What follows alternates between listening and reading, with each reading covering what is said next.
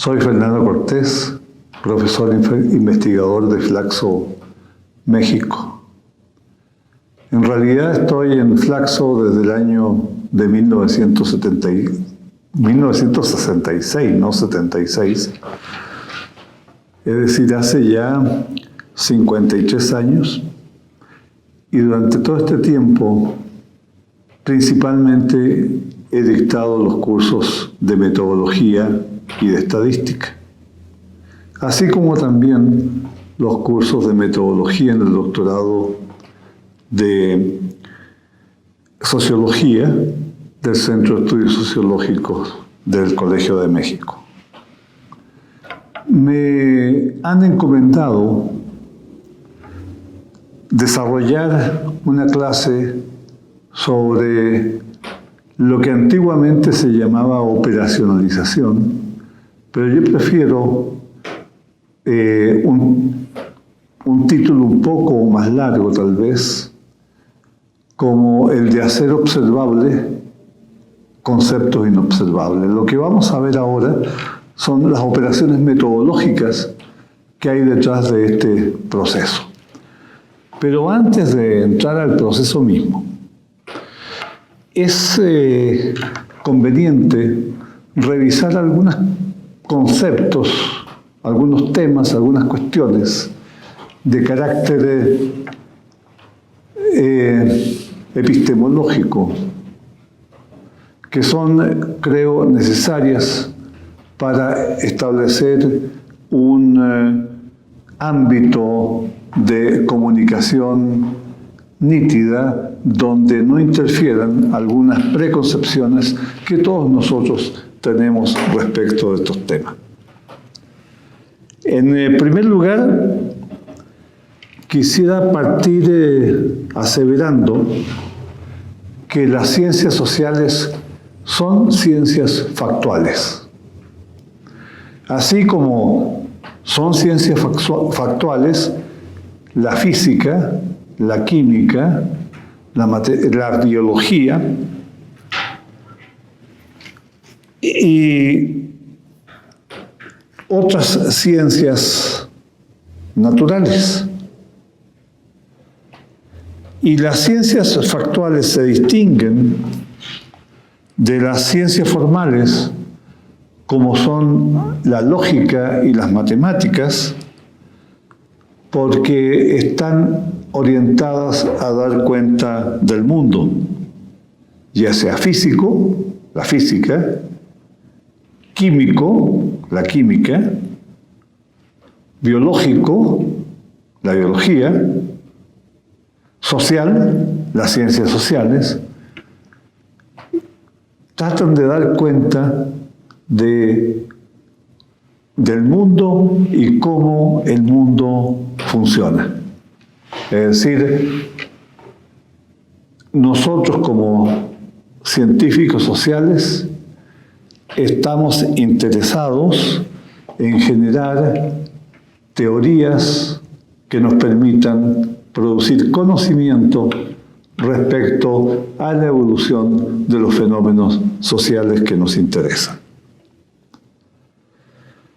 En las ciencias sociales, no me atrevo a decir nada de las ciencias naturales por el desconocimiento, la mayoría de los conceptos que nosotros utilizamos no son directamente observables.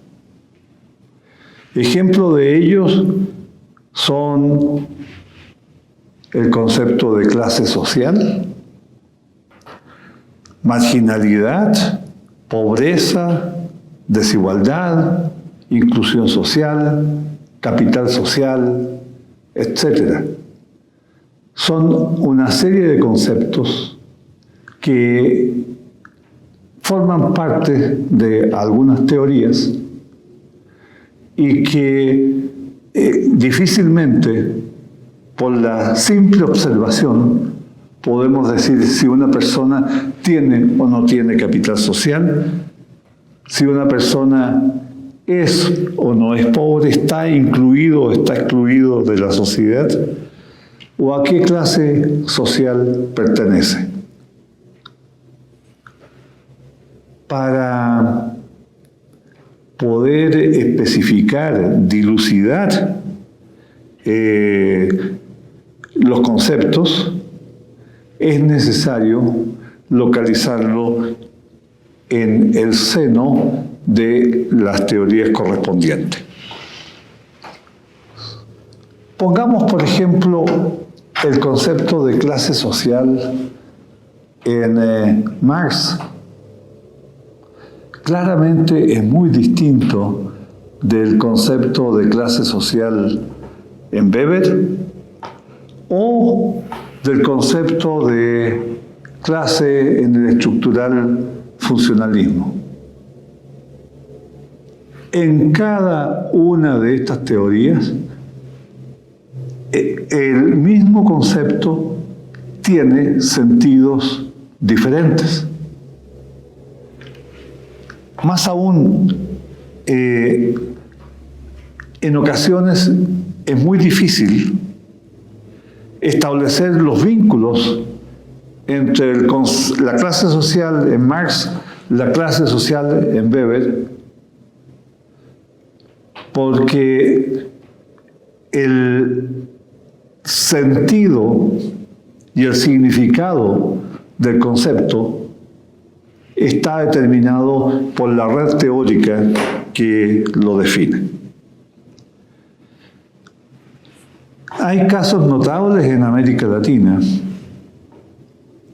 que nos pueden ilustrar este punto con mayor claridad tal vez, que es la discusión que hubo en los años 70, diría yo, sobre el concepto de marginalidad. En la vertiente de Gino Germani, la marginalidad era un fenómeno histórico que se localizaba en la concepción, o en la teoría más bien, del dualismo estructural. Había una zona en todas nuestras sociedades latinoamericanas, una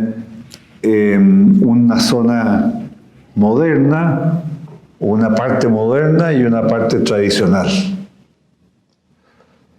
Y la marginalidad se daba en el tránsito de la población que migraba de la zona tradicional a la zona moderna y que no se integraba plenamente en la sociedad. Estas ideas fueron manejadas con profusión por De Sal, por Roger Beckemans y Betty Cabezas en Santiago de Chile, y generaron toda una forma de mirar el tema de la marginalidad. Sin embargo, aparecieron dos perspectivas desde el marxismo que disputaron el terreno. Una de ellas sostenía que los marginales era población excedente relativa, usando las categorías marxistas. Y otra sostenía que no, que se trataba de ejército industrial de reserva.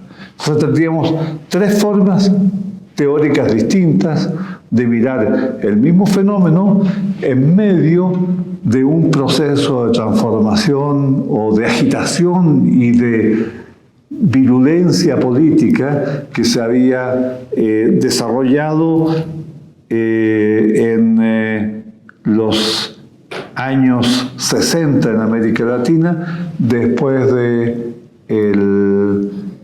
que en Cuba había tenido éxito la revolución. Bueno, no voy a continuar por este camino porque podría seguir ad infinitum. Hay discusiones muy interesantes y que revelan una serie de aspectos de la cuestión metodológica que a lo mejor algún día uno debería escribir. Supondremos de aquí en adelante que los conceptos están perfectamente dilucidados dentro de un cuerpo teórico. Esto quiere decir que los conceptos tienen un referente y un significado bien preciso. Y nos planteamos como problema hacer observable un concepto que no es directamente observable. Este problema se reduce a encontrar indicadores empíricos, es decir, observables que den cuenta o que estén relacionados con el concepto. O sea, tenemos un concepto inobservable, aunque ustedes a lo mejor pueden pensar que no, un concepto inobservable como pobreza, y lo hacemos observable con indicadores empíricos. Lo hacemos observable por un indicador, la forma como la gente viste, dónde vive, qué tipo de casa tiene, qué tipo de vivienda tiene, qué tipo de educación tiene, a qué tipo, a lo mejor hasta qué tipo de valores está adscrito. Es decir, tenemos que establecer el vínculo entre aquello que está en la teoría y aquello otro que podamos nosotros observar. En los años 20, este problema se llamaba el problema de la correlación epistémica. Es decir, era la correlación entre un concepto y un indicador.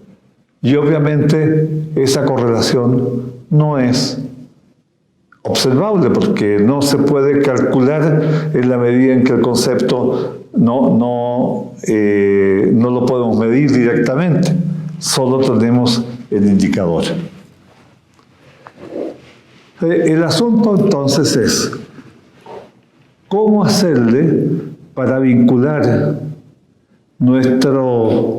el producto de nuestro pensamiento, como son las teorías y las hipótesis con las que hacemos las investigaciones, y la información que podemos construir. Y fíjense bien, digo que podemos construir con el material del mundo empírico. No dije información que podemos recoger del mundo empírico, sino que podemos construir. Esto también nos lleva a otra gran rama que en los años fines de los 60 y comienzos de los 70 fue uno de los temas que Claxo trató sistemáticamente en un grupo que era el de sistemas de información estadísticas y demográficas, que estaba en abierta contraposición con el empirismo que nos llegaba desde el norte. Ahora bien, el tema es cómo vamos a hacer observables estos conceptos que no son directamente observables. Y aquí nos remontamos a un viejo texto que en este tema no puede ser bajo ningún punto de vista soslayado. Es un texto de Paul Lazarsfeld que se llama De los conceptos a los índices empíricos, que yo se los puse en la bibliografía de esta clase. Paul Lazarsfeld sistematizó el procedimiento que liga los conceptos con los indicadores empíricos y los resumió en 4 etapas. La primera etapa, o la primera fase, es la descripción literaria del concepto. La segunda identificación de las dimensiones del concepto. La tercera es la elección de indicadores y la cuarta es la construcción de índices. Vamos a ir tratando de una por una. Les digo, este es un artículo antiguo, fue presentado en una reunión de la American Sociological Association del año 36 en Cleveland. Es decir, hace ya llovió, ya pasó algún tiempo. La primera etapa, la primera fase, o lo primero que uno tiene que hacer es lo que él llama la descripción literaria del concepto y se refiere a su dilucidación. Tema que, como ya hemos señalado, es un trabajo o demanda un trabajo eminentemente teórico. Voy a tomar algo que ustedes todos ustedes deben tener experiencia, que son los estudios de pobreza, porque en toda América Latina este es un tema de los centrales. La pobreza se puede definir, uno, dentro de la teoría del bienestar. ¿Qué significa esto? Significa fundamentalmente intentar identificar a los pobres en función de su ingreso. No voy a desarrollar aquí todo el argumento que habría por detrás, las curvas de indiferencia, la recta presupuestaria, y cómo es necesario establecer una línea que es, en realidad es una recta presupuestaria, que sería el valor de una línea si alguien tiene un ingreso inferior al valor de esa línea, es pobre, y no lo es en caso contrario. Esa es una perspectiva y es la más frecuente. Normalmente la gente, cuando uno usa la palabra pobreza, inmediatamente lo que piensa es en carencia de ingreso. O también podría ser por un gasto. Pero para Amartya Sen, por ejemplo, el ingreso es un medio.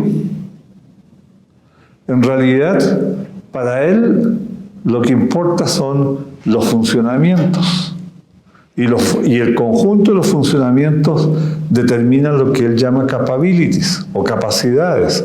Y son pobres aquellas personas que no tienen capacidades, no los que no tienen ingreso. Y hay otra forma de concebir la pobreza por carencia de capacidades. Hay otra tercera línea, que es la línea que se usó mucho en América Latina desde los años 80 en adelante,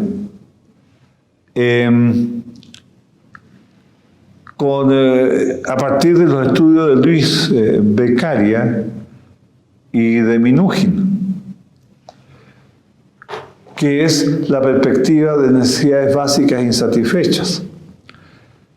Y claro, el concepto de necesidad básica es un concepto bien importante y es todo aquello, la necesidad básica es aquella que si nosotros no satisfacemos, ponemos en peligro nuestra existencia.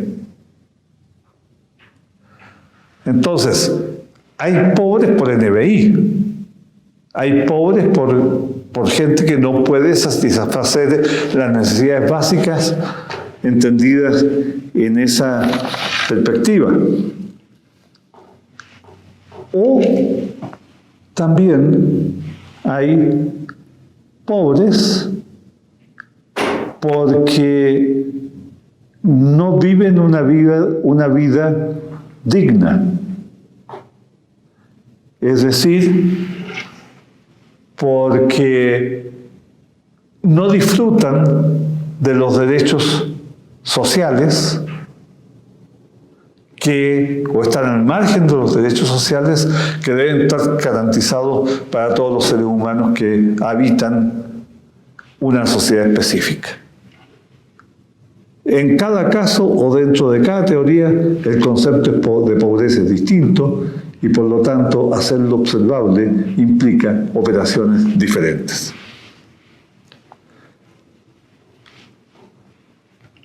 Ahora bien, la segunda etapa eran las dimensiones. Generalmente en los conceptos se pueden distinguir varias partes o dimensiones. Por ejemplo, en la medición de pobreza por ingresos tenemos dos grandes dimensiones, el ingreso monetario y el no monetario.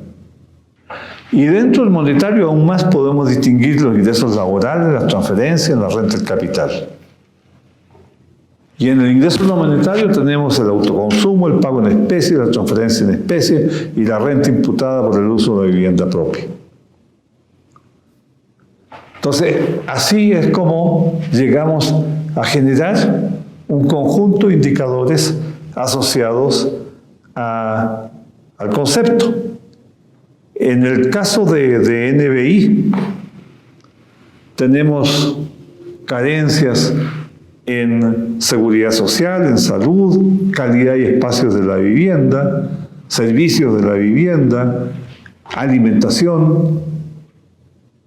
Y dentro de la calidad y espacio de la vivienda tendríamos el tipo de materiales con que cuenta la vivienda, paredes, techos y pisos. Y en cuanto a los servicios de la vivienda, si la vivienda cuenta o no con agua, con electricidad, con un sistema de cocina que permite la salida del humo, y las mujeres al cocinar no se enferman, por lo tanto, de enfisema pulmonar, como pasa en muchos países.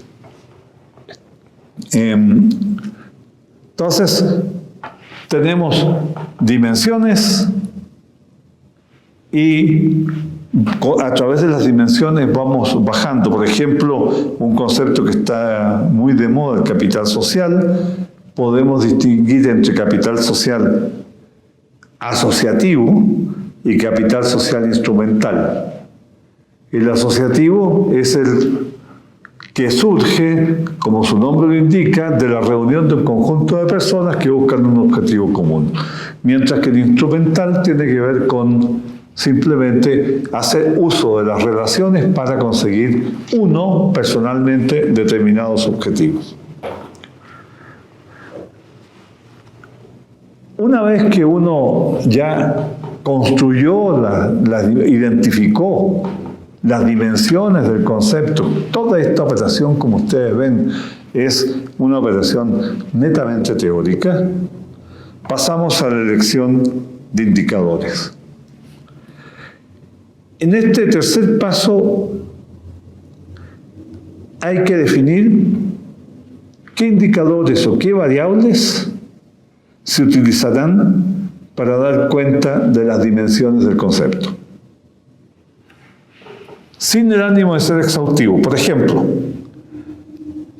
en la medición del ingreso monetario, las transferencias se pueden obtener en la forma de jubilaciones o pensiones, transferencia de los programas sociales o remesas del exterior. En los servicios de la vivienda, si ésta cuenta con drenaje conectado a una red o no, si dispone de agua potable dentro de la vivienda y si tiene luz eléctrica. Para medir el capital social asociativo se construyen cuestionarios en que se pregunta acerca de la participación voluntaria en asociaciones y la confianza hacia las personas y las instituciones Y para medir el capital instrumental se emplea el estatus ocupacional de quien le ayudó a Ego, a la persona en cuestión, a conseguir el empleo. Otro indicador frecuentemente utilizado es fuerza del lazo, el cual refiere a la forma en que toman las conexiones entre los individuos para conseguir sus objetivos. Es decir, cuando uno está en el campo teórico, está implícitamente limitando o especificando las dimensiones y debería estar pensando en los indicadores empíricos que son los que van a permitir la conexión entre lo conceptual y lo empírico, para realmente que nuestra disciplina o nuestras disciplinas sean ciencias factuales.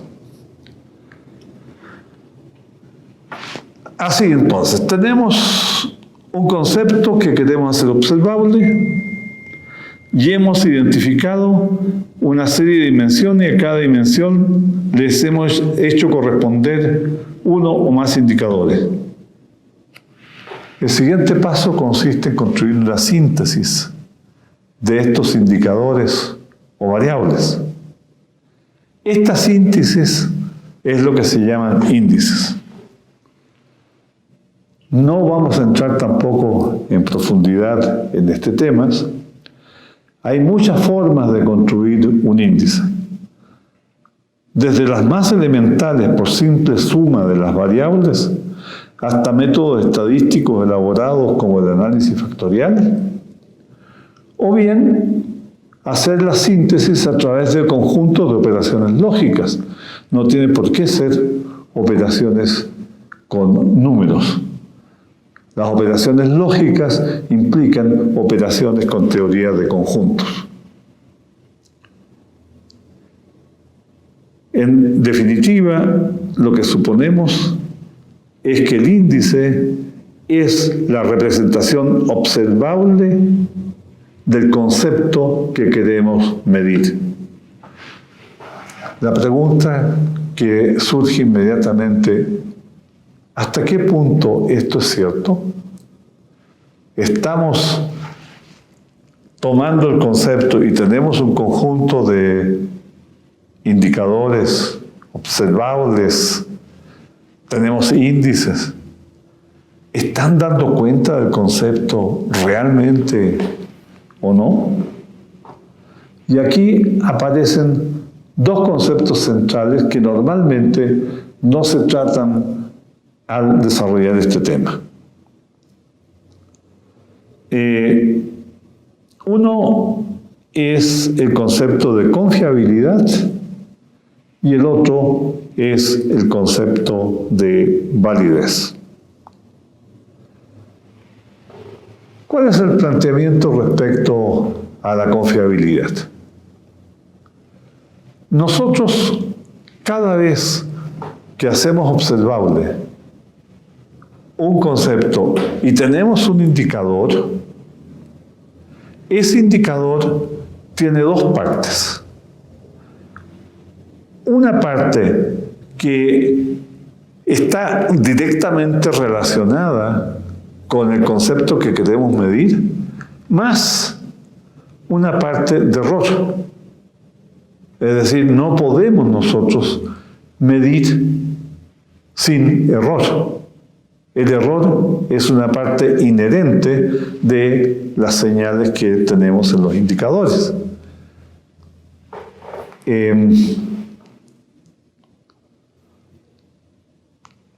Querría en este momento entrar a parte de la investigación quali, pero lo voy a dejar para un poquito más adelante.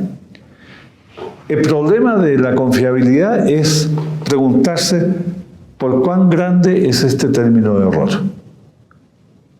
Es tan grande que en realidad el error es un ruido blanco que no nos deja ver el concepto. o es chiquito y por consiguiente el concepto es perfectamente visible, perceptible. En la medida en que más grande es el error, menos confiable es la representación empírica que tenemos de ese concepto. Y en cuanto a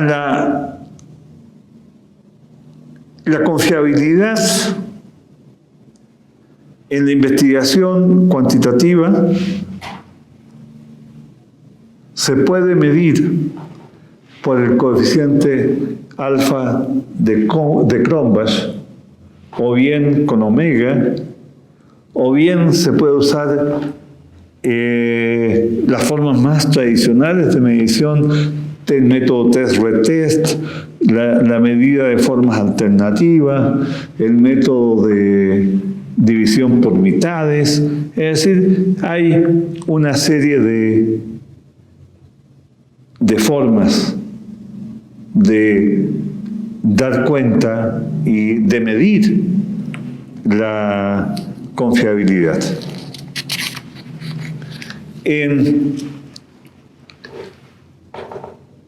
Pero uno se pregunta, ¿y en la investigación cualitativa cómo se hace? Porque fíjense ustedes, yo estoy hablando de confiabilidad, y por otro lado, de las medidas de confiabilidad. En la investigación cuantitativa hay medidas muy específicas y varias estrategias para medir o para contender con este fenómeno.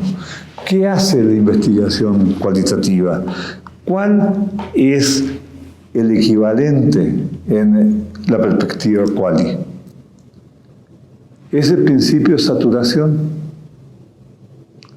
Es decir, es el método en que se va haciendo y se va repitiendo la observación, y se encuentra de que las respuestas fluctúan hasta que llega un momento en que ya la fluctuación es mínima. Esa fluctuación es el error de observación. Y lo que hacen con el principio de saturación es minimizar el error de observación, y por lo tanto lo que logran de esa manera es generar medidas confiables. La idea es la misma. Los métodos, el problema es de confiabilidad. Los métodos a través de los cuales se busca garantizar la confiabilidad son distintos en uno y otro, en uno y otra aproximación.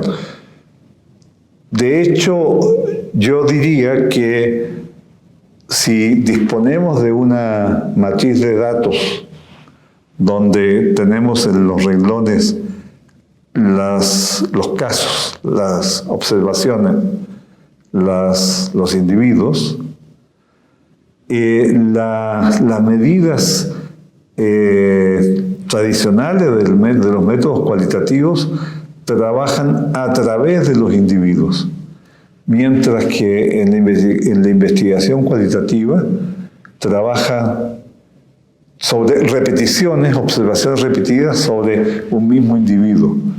Puede que la cantidad de información definitiva en uno y otro método sea equivalente, pero creo que en las discusiones que habitualmente tenemos sobre estos temas, discutimos más bien sobre las técnicas y no sobre el concepto que hay por detrás, que desde mi punto de vista es el mismo. Por otra parte, la validez, el otro concepto, se refiere a si estamos midiendo lo que queremos medir. Y hay varias formas de hacer o de encarar este problema en la investigación, que normalmente se llama cuantitativa. Yo no... desde la aparición del libro de Tashakoli y Tedley, Mixed Method, creo que ellas demuestran con toda claridad que esta distinción ha sido más bien una distinción que ha creado dificultades para el buen entendimiento y el avance de la investigación. Yo no creo mucho en esa división. Yo soy totalmente oportunista. En función del problema que tengo, el método que uso. Como se dice en México, depende del sapo la pedrada. No tomo una posición a priori. La manera de medir validez en la investigación cuantitativa hay varias estrategias. Una es la validez criterio relacionada, que es lo que usamos normalmente para seleccionar estudiantes. Tenemos un test, seleccionamos los estudiantes en función del test y después vemos si la ordenación que nos dio la prueba de ingreso corresponde o no con las calificaciones que obtienen los estudiantes cuando están cursando el programa. Eso es una prueba de criterio relacionada. Otra es la validez de contenido, que es nada más que la argumentación conceptual, que esas son las dimensiones. Y por último, está la validez constructo, que es la más utilizada y que consiste en predecir una relación entre nuestro concepto y otro que sabemos que tiene que estar relacionado con el nuestro. Ejemplo, los pobres tienden a no participar en política, por eso sus intereses no se expresan en los ámbitos políticos correspondientes. Y habría que ver entonces si nuestra medición de pobreza muestra o no muestra ese resultado que es teóricamente conocido.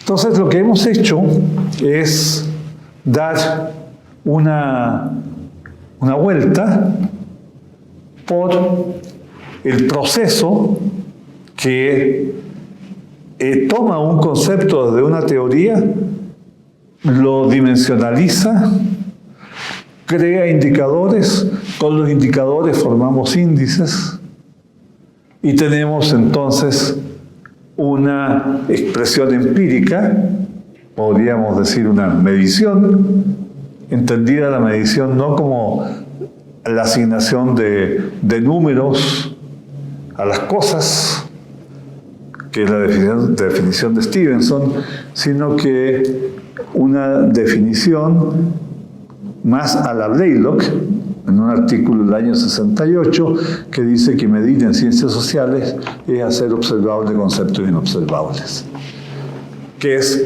de lo que ha versado esta clase. Ahora, para finalizar, solo me gustaría decir que si ustedes tienen una medición y no se preocupan por la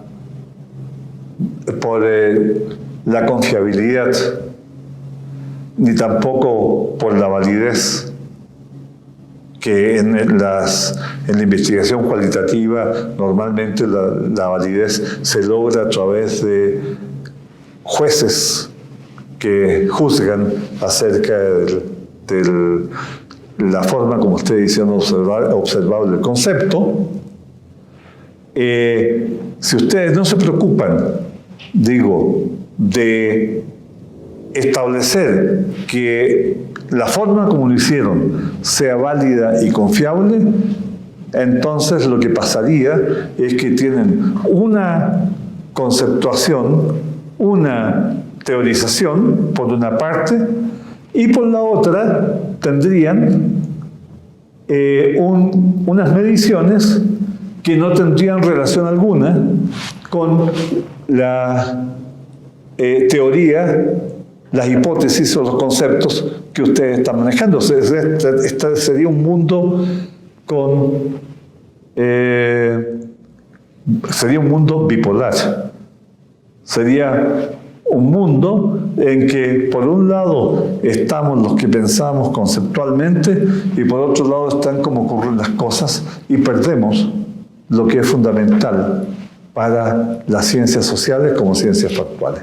Muchas gracias.